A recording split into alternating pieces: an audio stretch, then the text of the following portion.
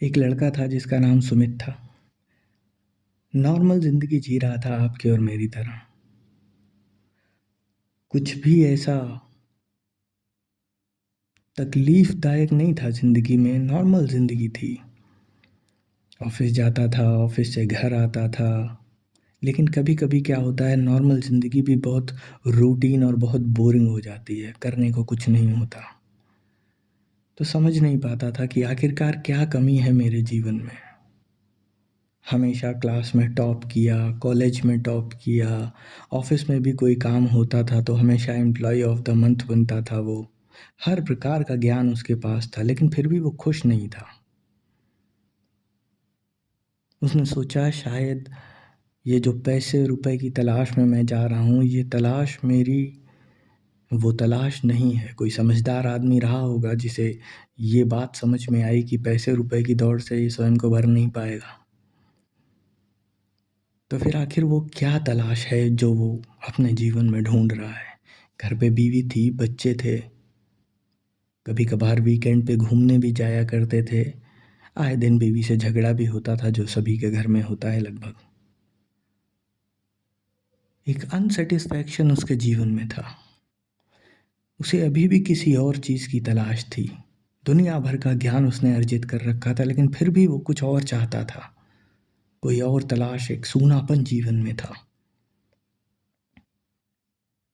एक दिन ऑफिस से आके डाइनिंग टेबल पे बैठता है। बीवी देखती है कि अरे आप आ गए, तो वो चाय का कप ला के रखती है।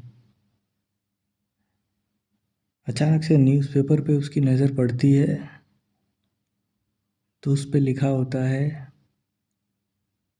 वी आर कॉलिंग यू, मतलब हम आपको बुला रहे हैं। एक किसी बौद्ध मठ का उसमें ऐड दिया हुआ था पेपर में।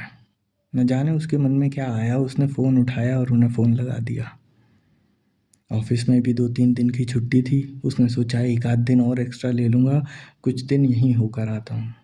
हर जगह तो तलाश कर ली शांति की और उस सुकून की, लेकिन कहीं मिला नहीं। सारी किताबें पढ़ डाली, सारे धर्म ग्रंथों की किताबें पढ़ डाली, सारे पुराण पढ़ डाले, लेकिन कुछ मिला नहीं। खाली का खाली हाथ, कुछ पाया नहीं।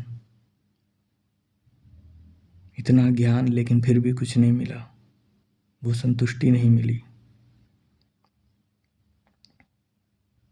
कुछ दिन बाद वो उस बौद्ध मठ के गेट पे पहुंच गया। देखा तो पूरी मॉनेस्ट्री खाली पड़ी हुई थी, वहाँ पे कोई था नहीं। तो उसने सोचा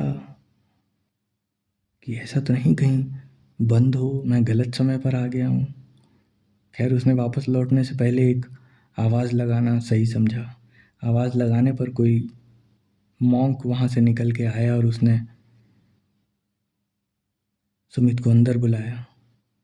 सुमित उसके पीछे पीछे गया। उसने सुमित को रुकने के लिए जगह दी, एक कमरा दिया। रात भर सुमित वहाँ पे लेटा और बेचैन करवट बदलता रहा कि मैं यहाँ आ गया हूँ, पता नहीं क्या होगा क्या नहीं होगा, क्यों ही आ गया मैं, खाली पैसा और समय व्यर्थ कर रहा हूँ, मैं भी पागल हो गया हूँ, क्या ही पता लग जाएगा यहाँ आके मुझे। और 50 तरीके की बातें। कब सुबह हो गई उसे पता ही नहीं लगा। शायद वो सोया या विचारों में ही संलग्न रहा, इसका भी कुछ पता नहीं। खैर, सुबह उसने नहाया, जो भी वहाँ का टाइम टेबल था उसे फॉलो किया।